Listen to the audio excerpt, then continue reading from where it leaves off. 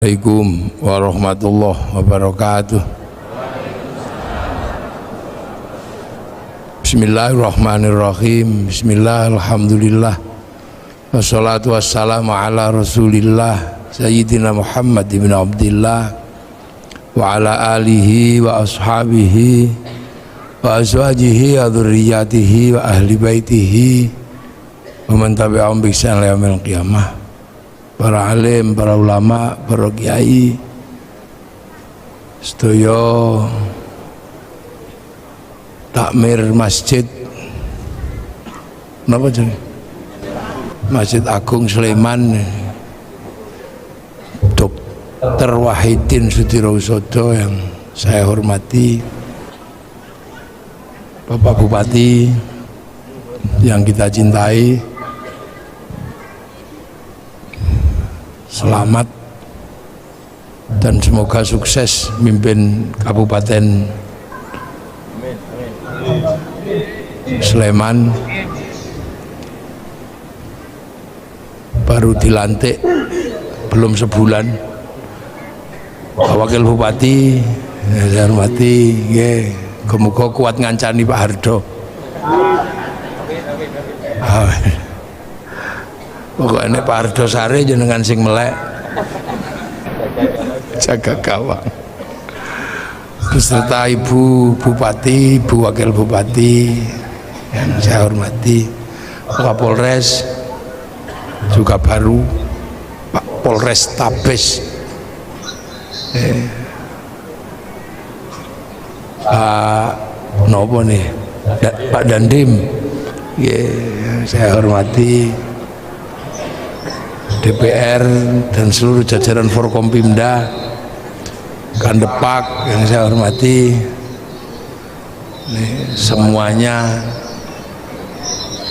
sing nerbang yang saya hormati.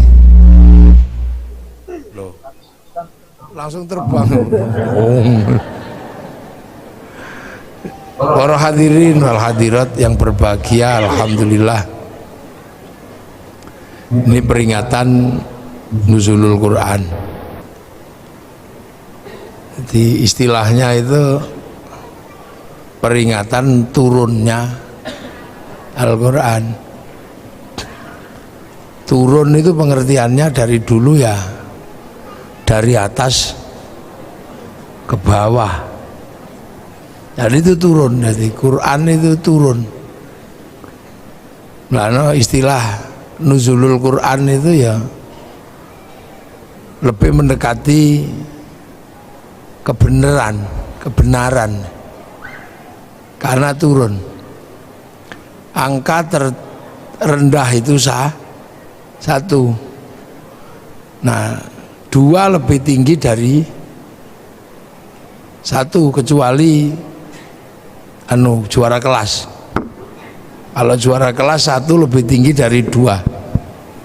Tapi kalau tangga dua lebih tinggi dari satu. Lah Quran itu posisi awalnya itu memang tinggi, karena posisi awal Al-Quran itu di langit ketujuh. Jadi Al-Quran itu posisi pertamanya itu di langit ketujuh, terus turun ke langit satu ini. Ini kan langit satu ini. Bumi itu langit satu di satu planet. Langit satu itu isinya Merkurius, Venus, Bumi, Mars, Jupiter, Saturnus, Uranus, Neptunus, Pluto. Nggak tahu ini sudah dianulir apa belum Pluto ini. Dianulir jadi Neptunus, cuman sampai Neptunus. Itu dalam ilmu tata surya ini disebut galaksi Bima Sakti. Yang diantara planet di galaksi ini ada namanya Bumi. Nah, yang kita tempati ini Bumi. Itu adanya cuma satu. Bumi itu cuma satu. Makanya Allah selalu menyebut bumi itu ardun. Tapi ardun itu ada ruang yang lebih gede, namanya sama. langit. Nah, langit ini terdiri dari beberapa langit. Makanya jamaknya sama itu samawat, beberapa langit. Nah, Al-Quran ini bukan di langit ini aslinya, tapi di langit ketujuh. Jadi posisinya di langit ketujuh. Nah, langit ketujuh itu di mana? Ya nggak tahu saya. Langit ketujuh itu nggak tahu jauhnya kayak apa. Karena keluar dari langit satu ini mesti keluar melalui black hole, lubang hitam. Nah, lubang hitam itu Stephen Hawking aja nggak bisa bikin rumus di situ. Orang yang paling jago bikin rumus itu nggak ngerti caranya bikin rumus menembus black hole ini, lubang hitam. Nah, Rasulullah itu pernah melewati itu, menembus black hole, masuk ke langit kedua, ke langit ketiga, ke langit keempat, ke langit kelima, 6 tuh 7. Nah, itu posisinya di mana nggak tahu. Yang jelas bahwa Rasulullah itu sampai di Sidratil Muntaha, di langit ketujuh. Nah, di langit ketujuh itu ada cloud, kalau anak sekarang bilang itu ada cloud, ada pusat data. Jadi dunia ini ada pusat datanya, ada harddisk besar yang berisi tentang data-data apapun, blueprint dunia ini ada datanya. Nah, data itu dijaga betul biar gak diretas, biar gak dihack. Siapa yang punya potensi untuk meretas itu? Iblis. Makanya dijaga. Nah, karena itu sangat terjaga, cloud atau harddisk catatan-catatan dunia itu, maka itu disebut lauhil mahfud. Jadi lauh itu adalah, dulu orang Jawa dulu lauh itu sabak. Sabak itu alat tulis. Jadi tempat untuk menulis itu lauh. Mahfud yang terjaga. Nah, itu catatan semua ada di situ. Yang sebelumnya orang-orang dulu sebelum Islam menyebut, kalau orang Yahudi Nasrani menyebut itu namanya Tabut Sulaiman. Orang Yunani menyebut kotak Pandora. Nah, orang Jepang menyebutnya kantong Doraemon. Pusat data itu. Jadi ini kita berbicara tentang pusat data. Nah, Quran itu dari situ. Bal huwa Qur'anum Majid fi lauhim mahfud. Jadi Quran itu downloadan sebenarnya. Yang download Rasulullah melalui proses sampai 15 tahun di Gua Hira, itu proses download. Makanya Quran itu turun itu seperti PDF, ada passwordnya. Nah, passwordnya ya alif lam mim, kaf ha ya ain shad, alif lam ra, itu password sebenarnya. Makanya itulah yang disebut algoritma Al-Quran. Kalau anak sekarang mungkin menyebutnya coding. Jadi alif lam mim itu coding itu sebenarnya. Maka rumus membacanya beda. Rumus membacanya bukan pakai alif ba ta, tapi pakai abjadun hawazun. Ada ilmunya. Nanti kapan-kapan saya datang ke Pondok Minggir, tak ajari cara baca codingnya itu. Kitabnya banyak, ada Al-Aufaq, kitabnya Imam Ghazali, yang oleh orang Indonesia disebut wafak atau rajah itu. Tiba-tiba ada huruf ain, ketemu mem, lam, terus tempelnya di pintu itu. Itu coding sebenarnya. Yang karena kita nggak bisa mencerna terus disebut bid'ah, disebut musyrik, karena kita nggak bisa mencerna. Karena itu coding. Makanya akhirnya kalau kita lihat huruf seperti itu di dalam Al-Quran, langsung kita sebut maknanya Allahu a'lamu bimuradi, hanya Allah yang tahu maksudnya. Itu sesungguhnya coding. Jadi Quran ini downloadan kalau dalam bahasa anak sekarang. Nah, manusia itu juga berasal dari situ. Jadi sebelum sampean di sini itu juga diregister di situ duluan.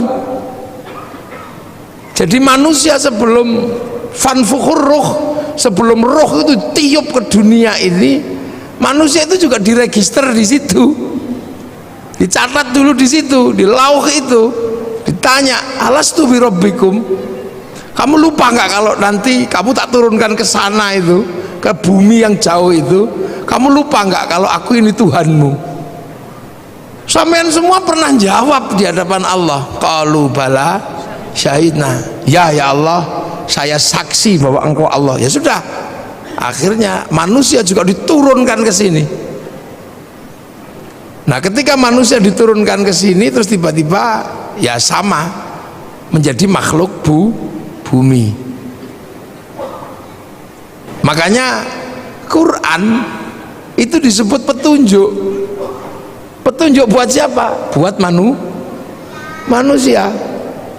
Ibaratnya Al-Quran, ibaratnya pabrik itu mengeluarkan TV, maka di situ juga ada buku petunjuk pemakaian TV, buku petunjuk pemakaian handphone, buku petunjuk pemakaian ini. Makanya Quran itu disebut hudan,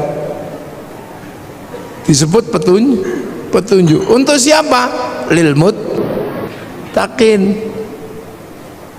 Itu. Nah, muttaqin ini, makanya muttaqin itu yang pertama kali adalah alladzina yu'minuna bil ghaib. Jadi jangan salah. Jadi karena ini sebuah sistem di mana sistem ini tidak semuanya bisa dibuka oleh manusia, maka Quran itu sebelum ini jadi petunjuk dikasih coding dulu. Alif lam mim. Loh, makanya muttaqin itu adalah orang-orang yang meyakini bahwa ada yang gaib. Karena apa? Ya karena nggak kelihatan. Nah, ini yang kadang terjadi perdebatan akhir-akhir ini, orang belajar coding disebut bid'ah, orang belajar coding disebut musyrik. Ini sekarang ini banyak, padahal Quran ini bukaan pertamanya ini coding, algoritma Al-Quran. Kalau ngerti algoritmanya ini dunia beres. Kenapa Cina itu begitu kuat? Karena dia mengerti algoritma digital domain internasional. Kenapa Amerika ini kuat? Karena dia menguasai coding algoritma digital. Dengan coding algoritma digital dia bisa ngambil uang dari seluruh dunia. Sampean bayar sekarang itu duit semua. Bayar. Makanya dilawan sama Cina pakai codingnya Cina, sehingga Cina berani ngelawan Amazon pakai Alibaba. Itu pertarungan pertamanya mana? Di codingnya, bukan di Amazon sama Alibaba. Kalau Amazon sama Alibaba itu sistemnya, di dalamnya ada namanya algoritma dan coding. Kalau coding dan algoritmanya tidak dikuasai, nggak bisa ngelawan. Bagaimana bisa ngelawan Facebook pakai QQ-ren? Bagaimana bisa ngelawan WhatsApp pakai WeChat? Karena menguasai codingnya. Jangan dikira. Makanya logam dunia pun pakai coding. Sampai kalau pernah belajar kimia itu kan codingnya ada. Oksigen pakai coding, maka orang kalau ngerti coding oksigen dia bisa produksi Oksigen. Samator kenapa kuat? Dia punya koding H2O nya, dia bisa bikin. Nah sampean nggak bisa bikin, ya keluar kentutnya doang. Loh ini koding, ini ilmu kekinian. Handphone itu bisa menghubungkan sini Amerika pakai koding. Satu koding algoritma, yang kedua koding logam. Ketika emas dipertemukan dengan ini loh, ini ki anak kodingnya ngapain di sini nih. Makanya ora perlu kabel. Makanya laki-laki yang menguasai koding tentang perempuan bisa I love you tanpa harus berkata-kata. Loh iya. Makanya orang dulu kalau mencari koding itu puasa. Cinta perempuan kalau ditolak, cari kodingnya. 3 hari 3 malam itu. Apakah pakai koding innahu min Sulaiman apa innahu bismillahirrahmanirrahim, atau pakai koding sun amat kaji hajiku jaran go. Yang kan gitu. Ini kita ini yang sekarang jarang sekali dibahas. Kenapa ya sampean selalu marah-marah itu? Yahudi dia menguasai kodingnya, mempertemukan koding api dan koding air menjadi mesin. Kita tahunya cuman pakai motor wes gitu, tapi kok bisa besi ketemu dengan platina, besi ketemu dengan apa pertamax, ketemu dengan pertalite. Nah, saya nggak bakas itunya, ngapain bakas itunya? Nah, itu bukan, saya nggak begitu, itu nggak, itu loh, tuh. Jadi jangan dikira. Ini yang kadang hari ini kenapa kemudian kita ini terlambat. Al-Quran kita selalu baca sebagai print out. Maka ketika Al-Quran kita selalu baca sebagai print outnya, ya isinya hukum-hukum, petunjuk pemakaian. Tapi petunjuk pemakaian TV, kenapa TV bisa menyala? Itu ada codingnya di situ. Bagaimana gambar yang tidak kelihatan bisa diterima oleh TV yang lain? Itu coding. Logamnya masuk coding. Yang kebetulan ahli logam dunia itu adalah Nabi Daud, punya kitab namanya Zabur. Nah, kitab Zabur dan Nabi Daud itu masih dipegang oleh orang Yahudi. Makanya Yahudi yang menguasai coding logam dunia, dan hari ini dunia dikendalikan oleh logam. Maka wajar saja kalau Yahudi yang menguasai sistem teknologi dunia. Lu jangan dikira sampean ini coding semua di sini nih. Kok bisa besi so ngirim gambar gitu. Lah itu.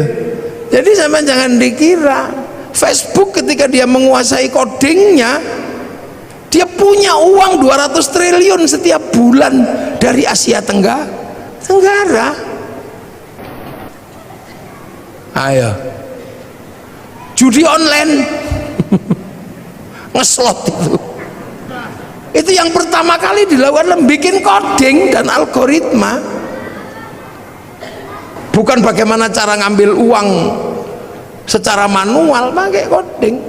Makanya ketika sampean mau dapat uang dari bank, ya pakai coding, passwordnya harus pas. Pakai coding orang ya duitnya nggak keluar, walaupun ATM-nya diproduksi sama oleh bank yang sama. Lah ini, jadi kita ini sebenarnya ada satu titik ini, manusia ini. Kalau dokter menyelesaikan manusia itu pakai coding semua. Darah itu kodenya apa? Bukan kok kemudian DARAH, enggak. Seluruh partikel dalam tubuh manusia itu pakai angka, pakai coding. Kan gitu. Jadi kalau misalnya contoh Pak Hardo ini jadi bupati, proses jadi bupati dan bupati itu berbeda.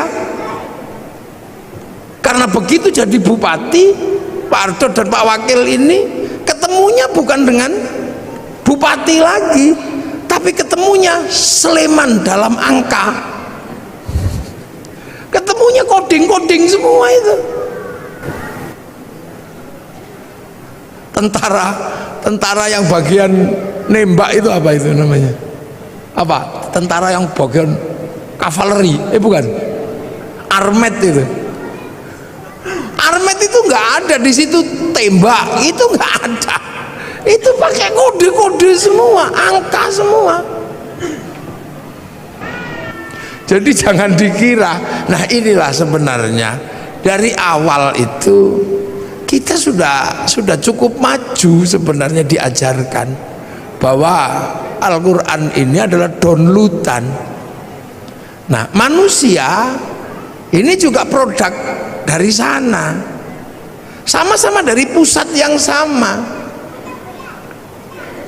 Makanya manusia ketika turun ke sini dikasih paketan kan, ada paketannya itu, karena dari pusat data yang di sana kasih paketan, rezekinya sekian, istrinya ini, nyawanya sekian gitu. Kalau paketannya habis ya kick, udah selesai.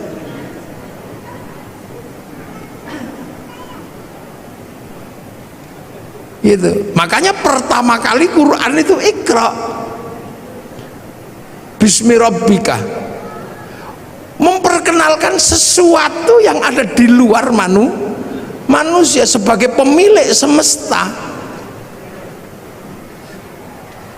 Jadi pemilik semesta, Ismu Rabbika, kamu baca atas nama Tuhanmu. Tuhan siapa? Belum. Ismu Rabbika itu siapa? Belum. Masih berbicara tentang Rob, bahwa ada penguasa semesta dan kamu ada di semesta itu. Alladzi kholaq, yang bikin kamu. Karena waktu itu manusia nggak ngerti. Taunya bahwa manusia itu ya hadir dengan sendirinya. Apalagi di Arab kan, yang waktu itu ya taunya yang bikin manusia itu ya lantaran patung, tapi yang bikin ya tetap bapaknya kan gitu. Kalau nggak dibikin ya nggak keluar. Itu dia nggak ngerti bahwa ada semesta Tuhan, itu nggak ngerti. Makanya manusia pertama kali diajarkan, kamu harus tahu bahwa ada realitas universal, realitas mutlak, kalau di luar realitas parsial seperti kamu. Kamu ini realitas parsial seperti realitas sapi, realitas ini. Tapi di balik itu semua ada yang mutlak. Nah, itulah penguasa goib, pemilik goib itu.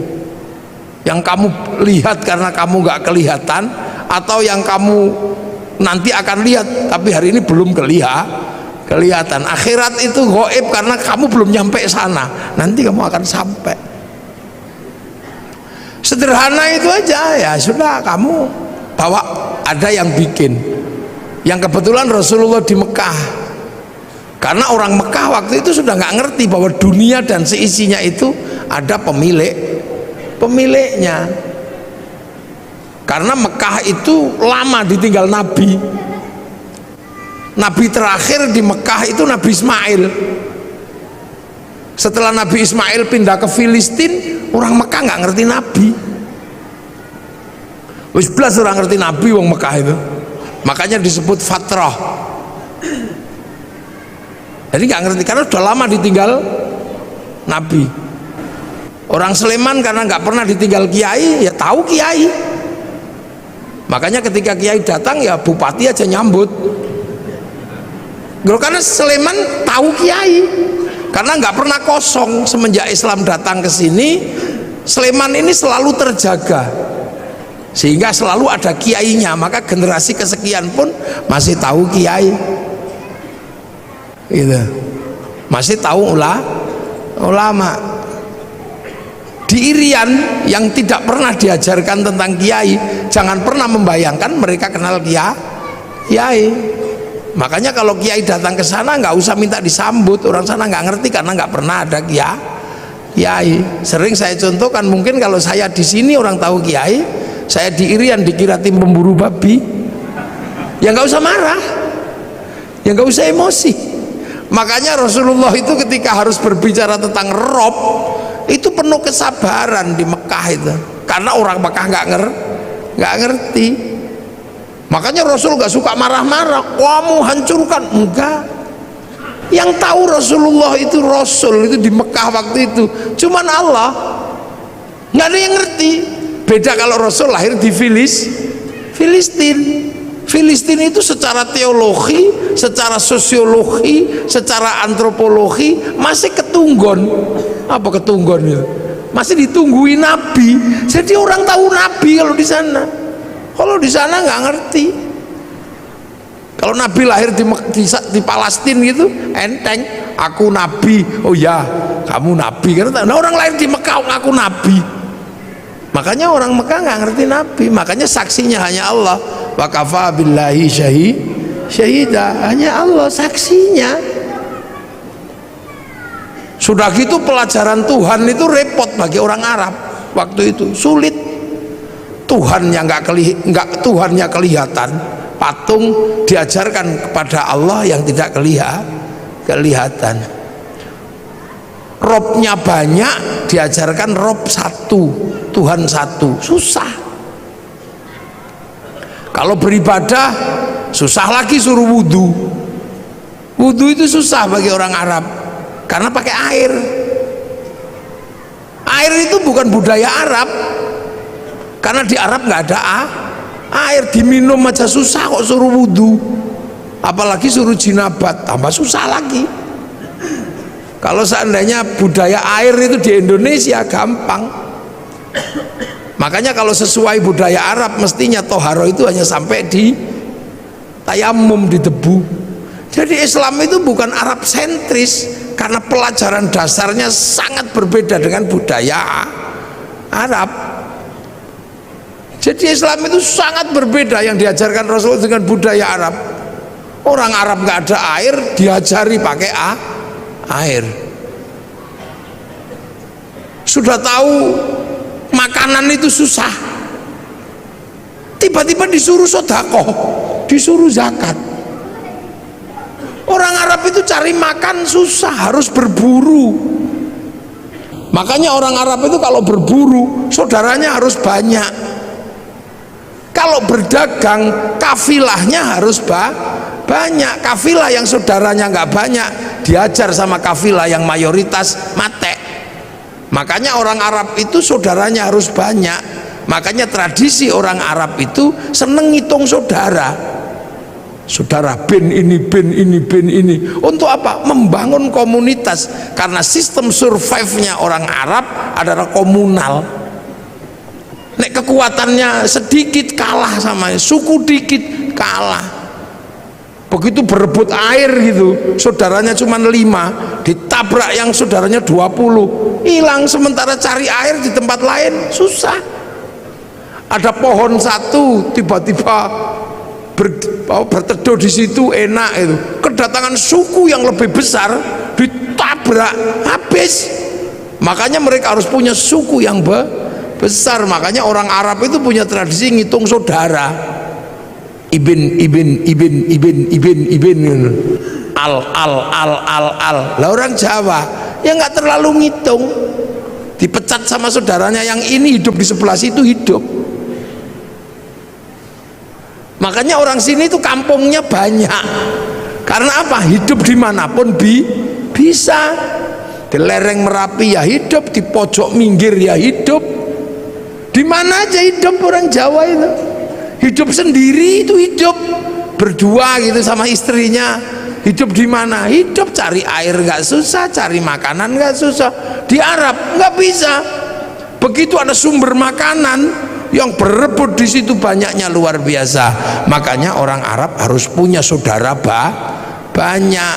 Makanya sampai di sini pun kalau keturunan Arab selalu ibin gitu.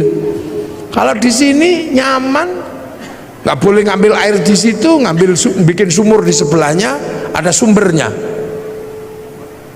Makanya di sini desanya banyak. Orang Arab kota, karena untuk menguasai resources butuh saudara yang banyak. Lah itu makanya ketika makanan aja susah kok disuruh zakat. Repot bagi orang sana, apalagi suruh puasa. Sudah tahu panas kayak gitu suruh puasa. Wah, repot katanya. Ajaran ini Tuhan ini merepotkan gitu. Susahnya luar biasa. Orang sini puasa lari ke tepi sungai nyemplung beres, berteduh di bawah pohon pisang sambil sinsot, enak. Makanya orang sini itu puasanya itu nggak khusyuk karena sumber makanannya banyak.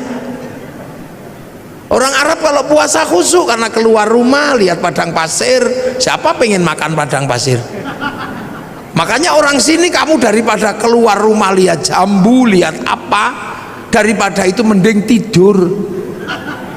Makanya dalil yang paling terkenal di Indonesia itu naumuso imin ibadatun. Jadi tidur itu adalah bagian dari ibadah karena potensi nggak khusyuk ketika keluar rumah itu tinggi. Nah itulah makanya orang sini kalau bulan puasa lebih banyak tidur.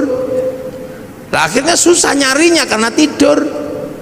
Daripada susah-susah nyari dimerconi. Makanya bagi orang Indonesia mercon itu sesungguhnya adalah bagian dari proses puasa yang punya sistem kultural yang seperti Indonesia. Maka Pak Kapolres, mercon jangan terlalu dilarang.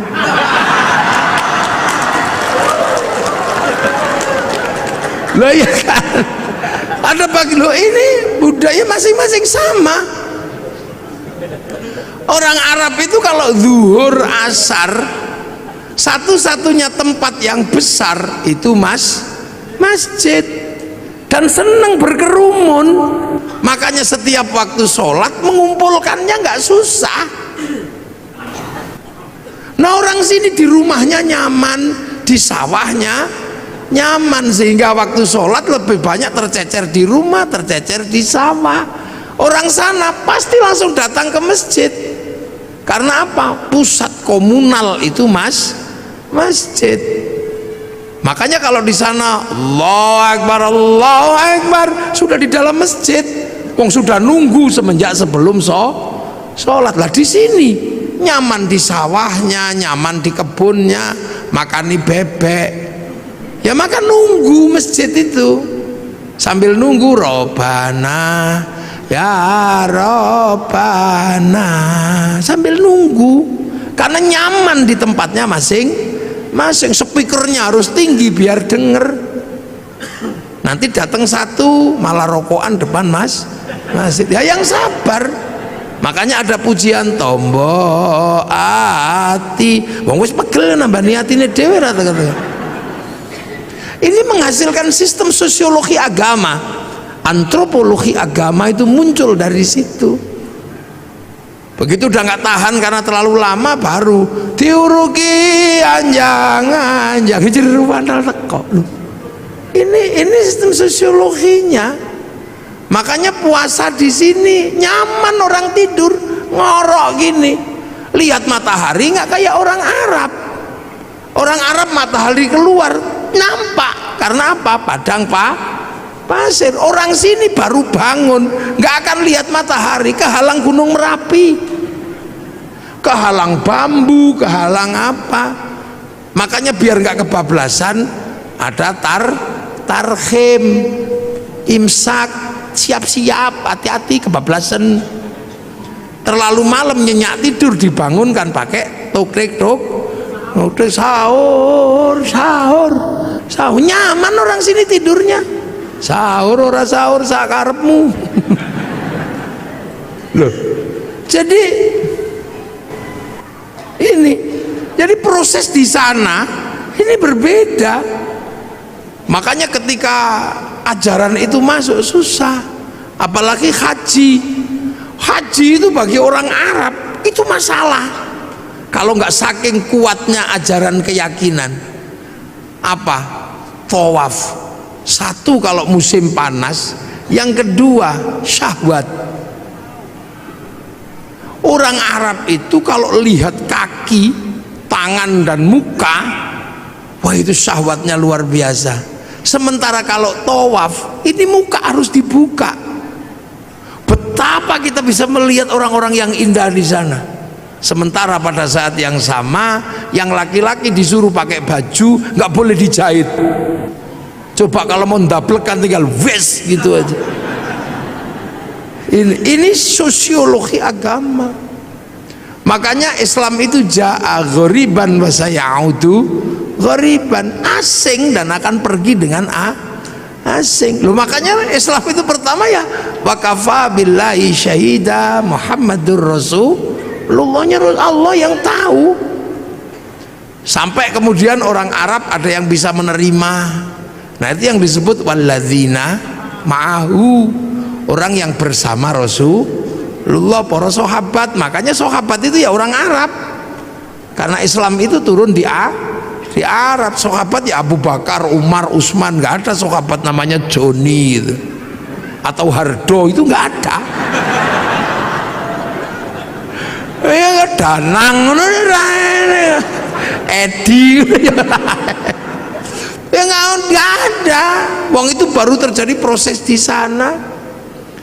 Sampai akhirnya orang-orang yang mengikuti Rasul ini bentrok sama yang tidak mau. Makanya ada konsep asyidda'u alal kufar, marah sama yang kafir, yang nolak. Sampai akhirnya rekonsiliasi. Yang kafir masuk Islam, sudah. Wong ora ngerti kok, ya enggak apa-apa. Abu Sufyan, abu-abu yang lain itu masuk Islam. Dalam Al-Quran terdokumentasi ruhama ubainahum tarahum ruka'an sujada yabtaghuna fadlan minallah wa ridwanan simahum fi wujuhi min atharis sujud. Jadi tidak ada yang lain, hanya Allah. Sampai akhirnya Islam itu keluar dari jazirah Arab. Nah, itu digambarkan dalam Al-Quran ayat terusannya, dzalika mathaluhum fit Taurat wa mathaluhum fil Injil kazar'in. Islam itu digambarkan di Taurat dan di Injil seperti tanaman lah. Makanya kemudian ada yang nanam, yang rukun Islam tadi itu, rukun Islam harus ditanam. Nah, ada yang berangkat nanam ke Eropa, Tariq bin Ziyad. Ada yang berangkat nanam ke Cina, Sa'ad bin Abi Waqqas. Ada yang berangkat nanam ke Afrika, sahabat Salman, sahabat Bilal. Nah, ketemulah dengan dunia yang berbeda, manusia yang berbeda, budaya yang berbeda. Terus ada yang ditanam ke Indonesia. Lah makanya ketika ditanam ke sini, wong konsepnya kazar'in, seperti tanaman, maka orang Jawa ketika menerima Islam, konsep yang dipakai adalah apa? Lir ilir tandure wusu milir. Jadi zar'in itu tanduran, maka orang Jawa menyebut tandur. Jadi aja dikira itu tembang ngarang, itu enggak. Kazar'in seperti tanaman. Mulane wong Jawa menyebutnya tandur. Lir ilir tandure musuh milir. Aja krucak-krucik to, Kang. Ya. Jadi tandur. Nah, itu ditandur di semua tempat. Yang tadinya wudhu, di sini nggak ada masalah. Karena apa? Di sini banyak air.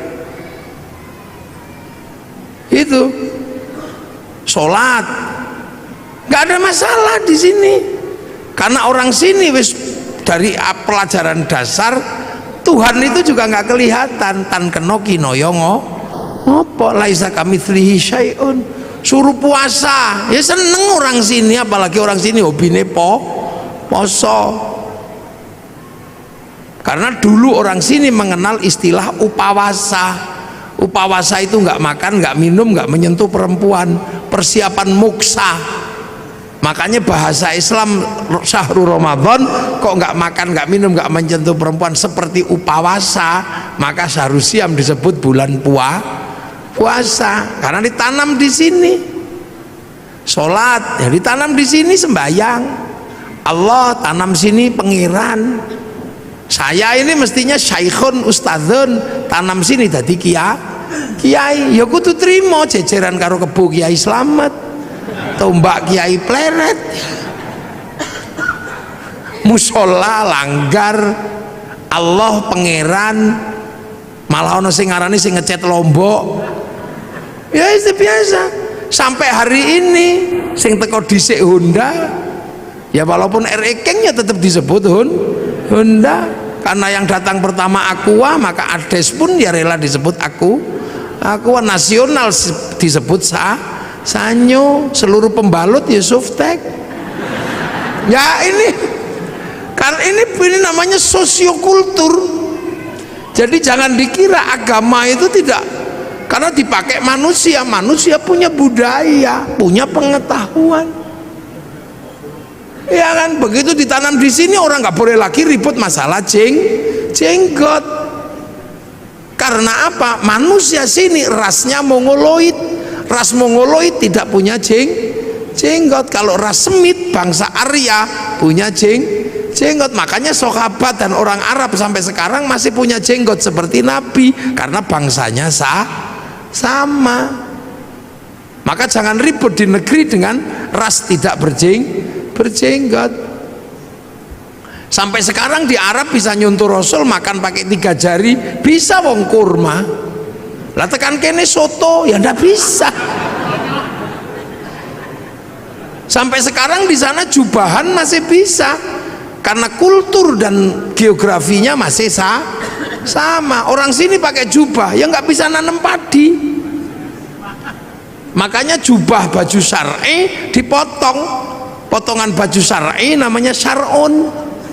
Orang sini nggak punya huruf ain, punyanya monggo botongo, maka syar'un jadi sarung, saruan jadi sarungan. Maka orang sini nggak perlu ribut masalah katok cingkrang, karena fleksibel. Sampai nek pengen cingkrang lintingan sing rodok dhuwur, nek pengen medun plotrokno beres. Makanya sarung itu adalah titik kompromi antar isbal. Lho mangga enakan di sarungan karo kathok. Nek kathok ndak iso medun, ndak iso munggah. Nek sarung iki plotrokno iso cincik sampai pas dengkul ya iso. Lho, ini titik-titik kompromi. Lho jangan dikira. Makanya ketika Quran dibaca di sana ya masih bisa. Zaman sahabat ya masih bisa baca Quran, wong muridnya Nabi. Tabiin ketika yang jauh dari Arab nggak bisa baca Quran, yang lungkek-lungkek kayak cacing itu nggak bisa. Makanya terus tahun 65 Hijriah Quran itu dikasih titik-titik, itu anyar itu. Nun ada 1 titik di atas, ba ada di bawah, tak 2. Itu zaman Abul Aswad Ad-Duali tahun 65 Hijriah. Disebar lagi bangsanya beda, titik-titik gak cukup, dikarokati fathah kasroh dhamma. Itu yang kasih namanya Syekh Khalil bin Ahmad Al-Farahidi tahun 150 Hijriah. 100 berapa? 140-an lah setelah Nabi meninggal. Dibaca orang yang berbeda suku lagi, gak bisa, lidahnya beda.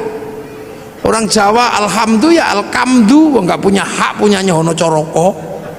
Robbil alamin, robbil ngalamin, wulu, mardiyah, marliyah, salam takzim, salam taklim. Itu ada wadduha, keluarnya wadduhai, itu mereka. Lekanui, ini ya ada. Sekarang ini ada bangsa Sundonan alladzina. Lah ini kan harus ditemukan jalan keluarnya. Penelitian tahun 200-an Hijriah namanya Abu Ubay Qasim bin Salam, hasil penelitiannya dibukukan dalam ilmu At-Tajwid fi Qiraatil Quran. Loh, jadi ojo sampean bayangno, Islam itu di sana sampai ke sini nih butuh perjuangan. Karena ketemu bangsa yang berbeda, ditanam di tempat yang berbeda. Prinsipnya cuma satu, tumbuh enggak tanaman ini? akhraja syat'ahu fa'azarahu fastaghladha fastawa ala suqi yu'jibu zurra' al-yaghidha bimul kufar. Tanaman ini tumbuh enggak sampai kemudian ketika dibawa ke pasar ini menjadi mendominasi apa enggak, dominan atau tidak di pasar agama ini. Makanya pakai bahasa suq. Nah hari ini ketika Islam ini ditanam di sini, tumbuh, berkembang, dan di pasar internasional kita paling banyak. Mau haji paling banyak orang Indonesia, berbicara sholat paling banyak orang Indonesia, orang hafal Quran orang Indonesia, setiap qiraah juaranya dari Indonesia, masjid paling banyak Indonesia. Jadi ketika berbicara konsep agama Islam dan pertumbuhannya, yang ditanam di Eropa macet, yang ditanam di Afrika ya segitu-gitu aja, yang ditanam di Cina juga nggak tumbuh, tapi yang ditanam di sini tumbuh subur menjadi dominasi pasar dunia. Loh kok gitu, ada yang mengatakan Islam terbaik ada di mana? Ya di sini. Ya di sini. Makanya saya kalau mau belajar identifikasi agamanya nggak usah jauh-jauh. Karena identifikasi agamanya jauh-jauh, akhirnya ribut di masalah simbolik, ributnya di jenggot. Jenggot ini bukan masalah prinsip, karena ini masalah perbedaan bangsa. Kok tiba-tiba di sini ribut masalah jenggot? Kalau ribut masalah jenggot ya di Afghanistan sana, yang bangsanya masih jenggotan semua.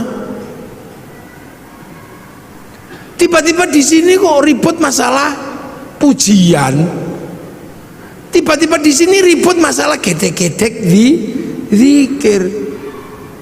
Ya orang sana bahasa Arab paham, meskipun diem begini ngerti caranya zikir. Kalau orang sini nggak bunyi, simbah-simbah itu loh nggak bisa ngerungokno zikir opo, main ketop-ketop ngendak. Muni opo mbah ngono we. Terus meneng ini ya turu.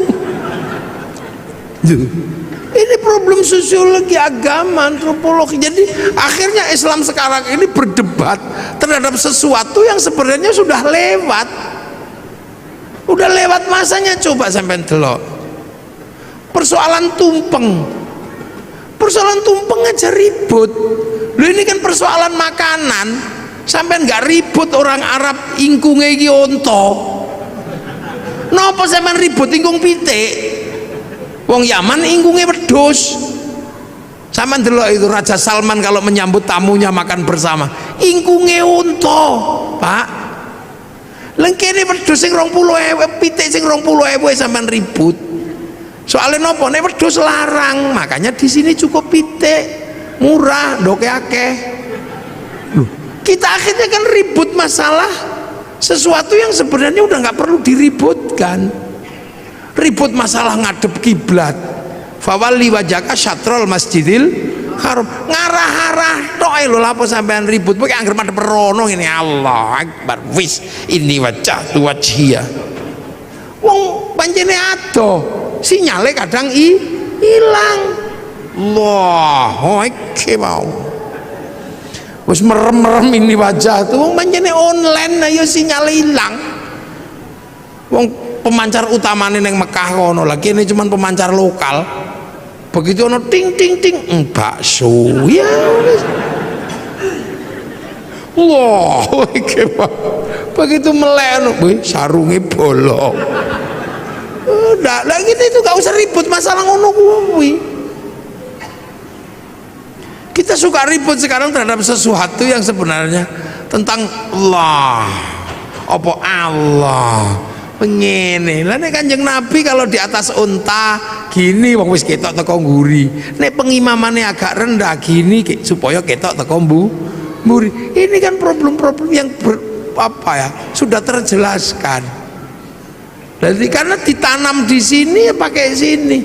Krungu Islam Nusantara. Iki apa? Lu Islam fi Nusantara, Islam di Nusantara itu ya gini. Sampean tutup auratnya katok, lambi, peci, kono jubah, kono udeng, man ngono tok. imamah ya udah loh. Jadi kita ini terkadang ribut maka person gizi loro, ribut tumpeng, ribut ake, ribut hormat bendera, ribut apa. Yang sesungguhnya itu problemnya adalah problem bangsa yang berbeda. Tapi rukun iman, rukun Islamnya tidak pernah berubah. Lah apa sama ribut kentongan karo beduk. Padang pasir, Allahu Akbar, Allahu Akbar, krungu wong kado. Nang kene ra dikai beduk ya ora krungu. Saiki beduk pensiun gara-gara ono speaker. Karena lebih keras speaker itu. Besok speaker ya pensiun. Wong lunga ning masjid di WA. Pakai alarm. Wah, sampean lho. Rabi biyen salaman ngene. Saiki lewat video call ya iso. Zamannya berubah.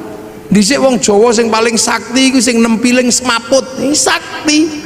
Saiki wong sakti kere. Sak tempilingan 7 juta. Tanya Pak Kapolres sekarang, kalau tidak percaya praktek no. Maka ilmu itu juga otomatis hilang.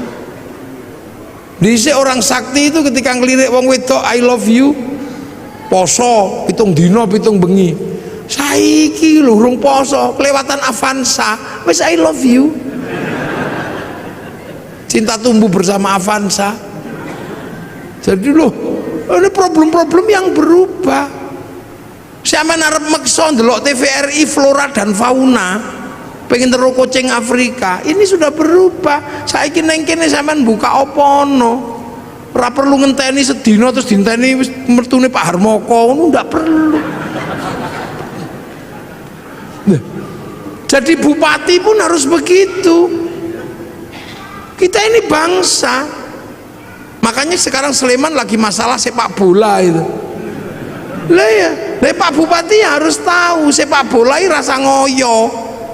Sepak bola itu punya bangsa yang berbeda. Wong Eropa ini gede-gede dhuwur-dhuwur. Lapangane podo, aturane sama. Lah wong kene cilik-cilik lawan Eropa, ya ora bakal menang. Nggih. Akhirnya agar imbang naturalisasi. Loh, basket ya nggak usah kita ngejar terlalu terhadap basket. Menang karo NBA ya mokal. Wong kono 2 meter seperapat, nah kene mung 170. Kene mencolot nggak yo kena udel. Ya coba. Ya maka Sleman ini yang menggalakkan olahraga yang mungkin. Bentek mungkin. Lu sekarang sepak bola itu kalau nggak naturalisasi ya mesti kalah. Wong-wong cilik peli ngono gini kalah. Itu olahraga internasional, standarnya sama, aturannya sama, manusianya berbeda. Ayo kondi kon menang. Tinju kok musuh Mike Tyson ya disamplok ya pingsan dhewe. Maka kayak Cina ketika mau memenangkan sepak bola yang dipikir pertama kali cuma satu, cari orang 20 laki perempuan yang tingginya 170 dinikahno anake 2 meter. Loh itu cara pertama. Jepang juga sama, mempersiapkan generasi yang tinggi. Lah nek naturalisasi yo entek dhuwit mung bayar. Wis golek wong Sleman sing dhuwur-dhuwur nikahno. Persiapan membentuk kader sepak bola. Ngono. Kader basket. Nggih, kula sing mau idhoh nggih. Lho ini, makanya Thailand itu sadar diri. Begitu yang digalakkan olahraga ya sepak takraw itu karena bisa dia. Loh. Jadi seluruhnya ini menyesuaikan. Pabrik mobil, pabriknya sama. Ketika dikirim ke Eropa ya setirnya kiwo, kirim rene tengen. Loh, iya itu sudah lama. Terus neng kene kono sepion, kene sepion. Sana sepion adalah untuk melihat belakang, sini sepion untuk takon. Sepi rayon, sepi. Jadi zaman jangan bayangkan. Rasulullah makannya ya kurma, maka zakatnya juga kurma. Sini makanannya padi, fitrahnya juga padi. Kurban sana unta, sampai sekarang masih bisa kurban unta. Di sini maksa kurban unta, cekel polisi. Nyolong untane kebun binatang lagi. Biro lo kono. Loh, ini jadi ini sebenarnya sudah. Nah, yang perlu dipahami ulang adalah bagaimana Al-Quran ini menyelesaikan problem yang sudah terbuka, yang dulu dibuka oleh para ulama terkait algoritmanya. Siapa ini yang akan ngurus? Kalau print outnya udah semuanya banyak yang hafal lah, penghafal terbanyak, tapi memahami codingnya ini. Karena manusia sama-sama dari sana, Quran dari sana. Makanya manusia itu bisa dikirimi Quran. Seperti provider handphone, dia menurunkan kartu. Nah, antar kartu ini bisa saling tukar data, karena data ada di provider. Makanya kartu ini kirim data sana bisa. Tergantung kita mau paketan apa. Yang penting punya wifi. Yang tidak punya wifi, ya cari wifi gratisan. .co.id. Sama manusia ini juga bisa kirim Al-Quran, kirim Fatihah, kirim apa. Yang penting ketika kirim punya wifi. Kalau nggak punya wifi, cari wifi gratisan. Wifi-nya siapa? Wifi-nya Nabi, wifi-nya wali. Namanya tawassul. Nah, kenapa Nabi wali paketannya gede? Karena download. Nabi wali itu download qalu rabbuna Allah tsumastaqamu tatanazzalu alaihimul malaika alla takhafu wala takzanu. 3 tahun ya Allah ya Allah ya Allah ya Allah. Ono sing 3 tahun Sunan Kalijogo. Syekh Abdul Qadir 25 tahun ya Allah ya Allah ya Allah. Download, maka wali-wali itu paketannya besar. Makanya bisa mengerti hati orang karena bisa meretas. Wali-wali mau macam-macam zaman-zaman dihack karo para wali, sampean paketannya gede, wong download. Nah, sampean kalau diajak download langsung tidur. Ya Allah ya Allah ya Allah ya Allah ya Allah ya Allah yung gringgingan. Loh ini kita ngomongin Al-Quran. Makanya Al-Quran ini sesungguhnya adalah bukan sesuatu yang hanya semata-mata bisa dibaca dengan irama. Ada di balik situ ada codingnya. Sampean menguasai codingnya itu, beres urusan dunia. Sampean rande duit ngerti codingnya, sudah tulis saja, ditempel aja di pintu tol, tok gitu. Coding duit ning Al-Qur'an. Orang kaya lewat situ mesti inget sampean jenenge.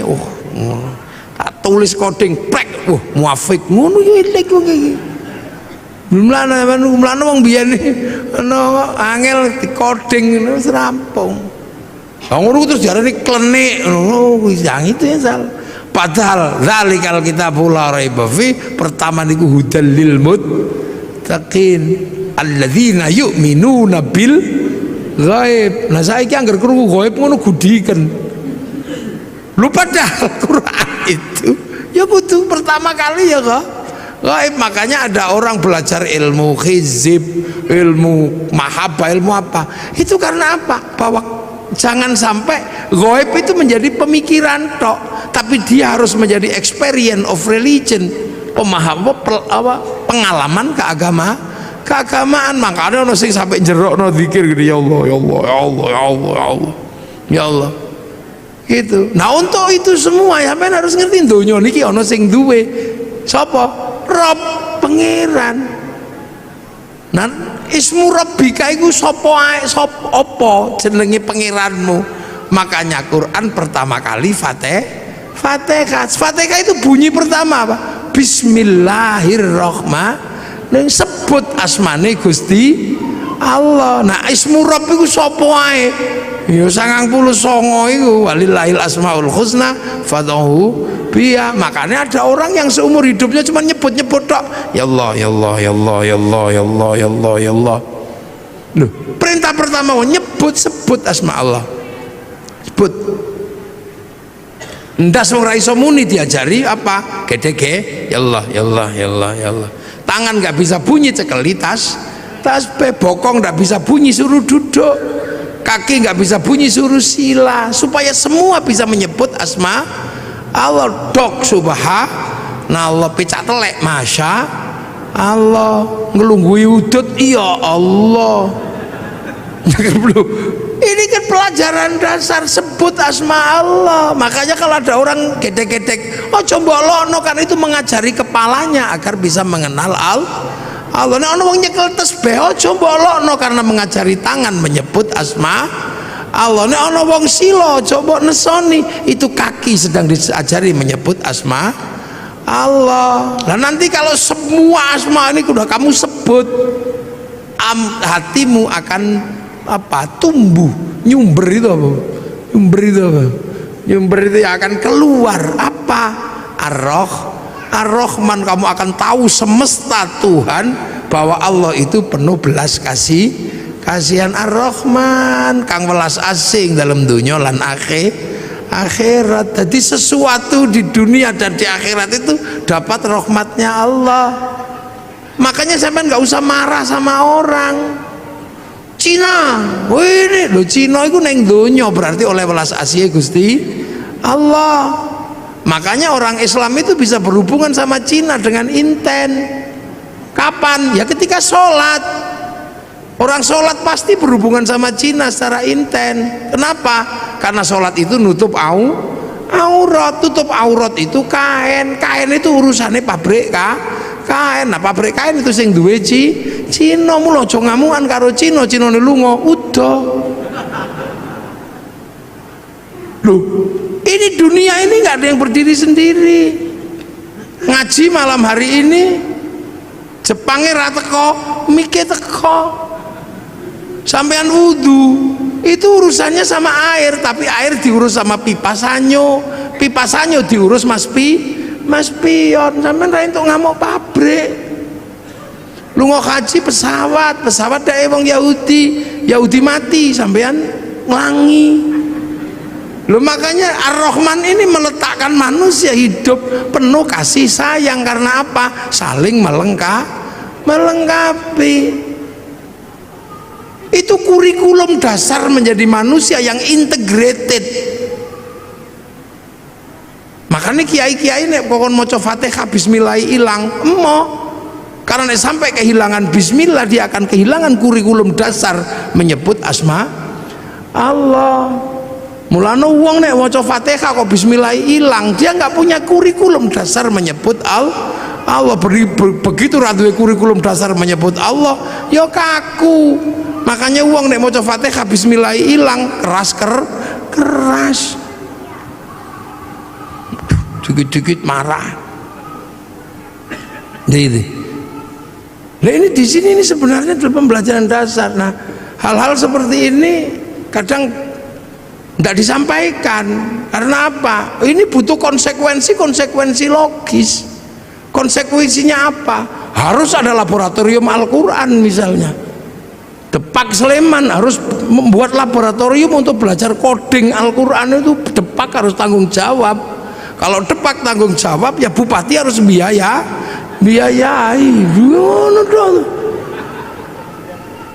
Kementerian Agama membiayai ini untuk apa? Mengkaji kitab-kitab klasik untuk membuka kembali algoritma dan coding Al-Quran. Kajian Al-Aufaq, Mamba Usulul Hikmah, Syamsul Ma'arif, ini kajian coding. Saya tahu seperti ini, kenapa coba? Belajar dari mana? Dari anak saya yang kecil. Angger dina Rebo belajar coding. Oh lah, kok sama dengan sing tak pelajari mbiyen. Cuman ini coding digital, sing tak pelajari mbiyen coding Al-Quran. Dulu saya belajar tentang abjadun hawazun ini. Ana wedhus wangel di kongkon manak templeki empek ngono, rong dina meteng. Lha iku nek wong tau mondho ngerti.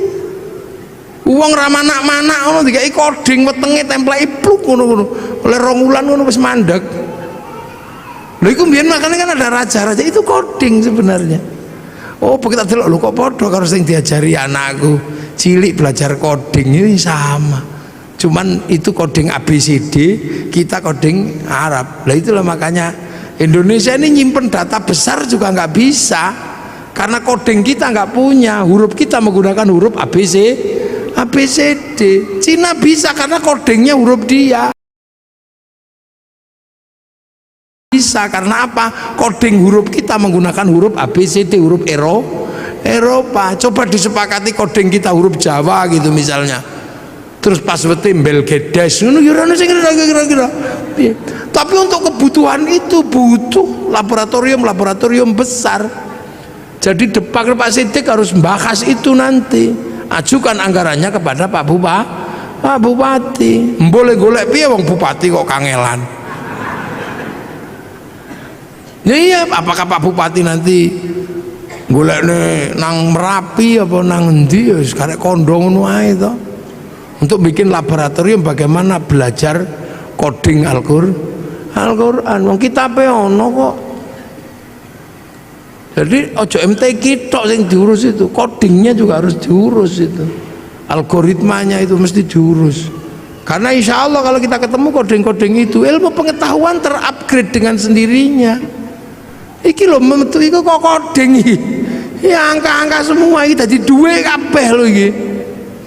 Jangan dikira itu nggak pakai uang, itu coding itu. Jadi video, jadi apa? Itu coding, Kang. Nah gitu. Ya bahwa wujudnya itu ujungnya apa? Penguasaan dan dominasi. Nah kalau sudah penguasaan dan dominasi bisa intervensi, bisa menjadi sebuah agama yang kuat, bangsa yang kuat. Artinya apa? Bisa produksi. Nah bangsa itu kalau sudah bisa produksi, kekuatan bangsanya terjaga. Kenapa Jepang nyaman? Bisa produksi. Total handphone batine piro untuk menghidupi rakyatnya. Jadi urung sampai ngelola sumber daya alam, duit dari jualan iPhone cukup untuk menghidupi bangsanya. Jualan tank cukup untuk menghidupi bangsanya. Korea negara kecil itu loh bisa menghidupi bangsanya dari dodolan lagu jenenge BTS.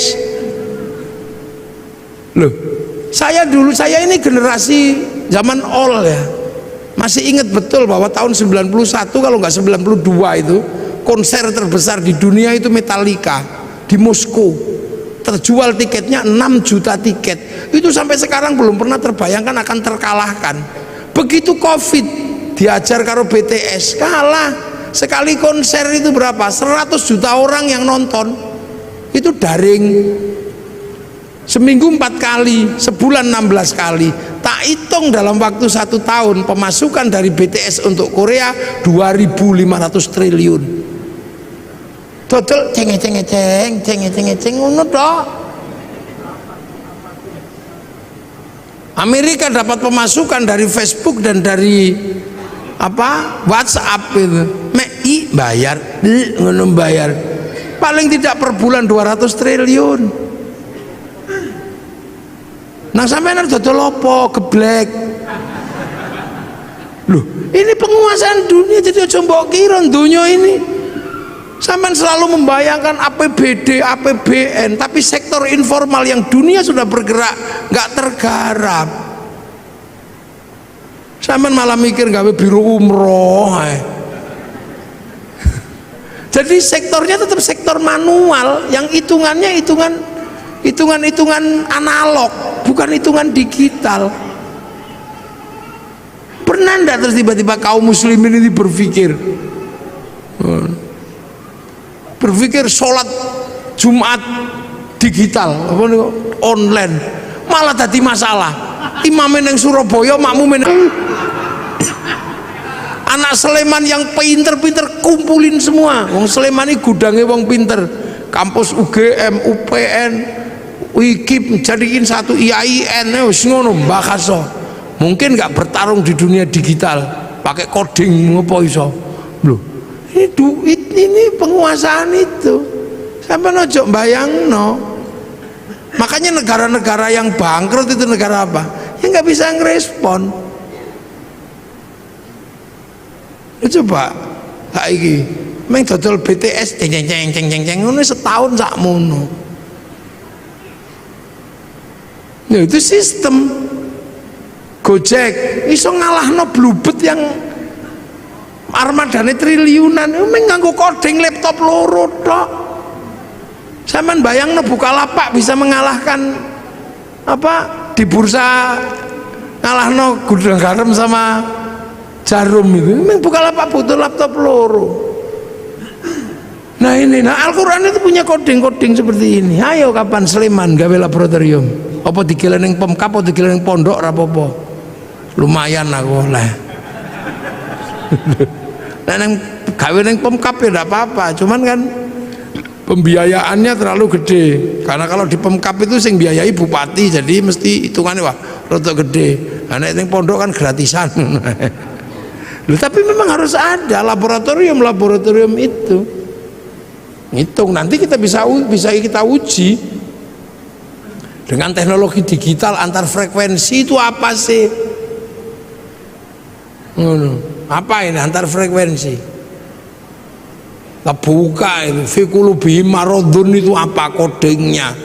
Nanti kalau kodingnya ketemu alat ini untuk menghilangkan orang sakit hati, orang yang aromaterapi yang mampu menghilangkan sakit hati. Lu ini berarti agama ini sebenarnya sesuatu yang sangat luas dan masa depan.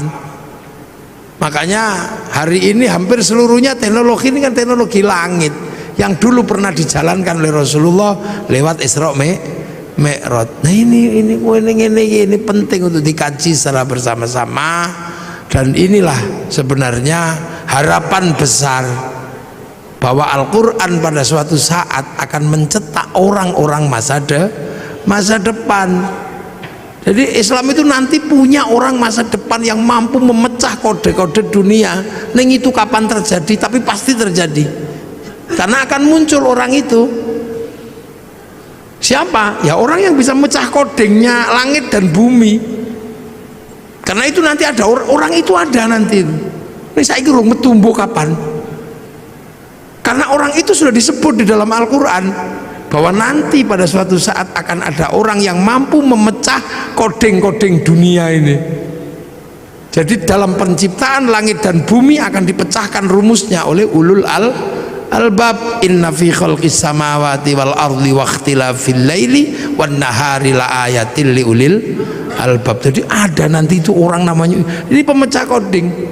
Siapa? Alladzina yadhkurunallaha qiyaman wa qu'udan wa 'ala junubihim wa yatafakkaruna fi khalqis samawati wal ard. Orang yang berpikir secara maksimal, berdiri mikir, duduk mikir, terlentang mikir. Artinya nggak linier, nggak mikir sambil duduk tok. Dia nggak linier terhadap isi dunia, dibongkar semua. Duduk mikir, terlentang mikir, berdiri mikir. Sampai nanti hasilnya ensiklopedik. Rabbana ma khalaqta hadza batila. Ya Allah, gak ada yang sia-sia. Subhanaka faqina adzabannar. Minta perlindungan dari api neraka. Rabbana innaka man tudkhilin nar faqad akhzaita wa ma lidh-dhalimin min ansor. Rabbana innana sami'na munadiyan yunadi lil iman an aminu bi rabbikum fa amanna rabbana faghfir lana dzunubana wa kaffir 'anna sayyi'atina wa tawaffana ma'al abrar rabbana wa atina ma wa'adtana 'ala rusulika wa la tukhzina yaumal qiyamah innaka la tukhliful mi'ad. Ini orang-orang masa depan. Jadi Islam ini agama masa depan. Hari ini yang sudah memecah koding-koding besar itu Taurat dipecah kodingnya, Injil dipecah kodingnya, sehingga pergerakan Injil, pergerakan Taurat yang ke arah barat mampu membangun peradaban Eropa yang sedemikian gede. Nah, Al-Quran ini bergeser ke timur, ke sini. Sanggup nggak kita memecah koding-koding besar itu sehingga menjadi bagian dari problem solving untuk bertarung di dunia masa depan. Semoga kita semua masih menangi zaman itu. Syukur-syukur di kehidupan ini generasi itu akan muncul dan kita menjadi bagian dari perubahan besar nuzulul Quran. Al-Fatihah.